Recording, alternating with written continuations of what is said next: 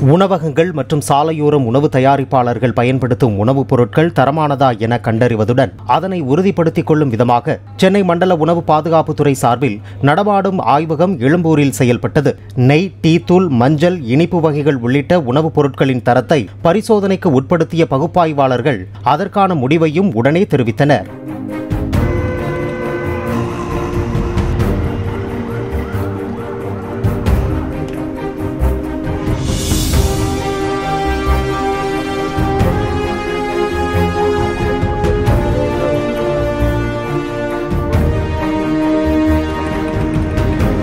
Play store மற்றும் app ஸ்டோரில் இருந்து பாலிமர் செயலியை QR கோடு மூலம் பதிவிறக்கம் செய்யுங்கள்.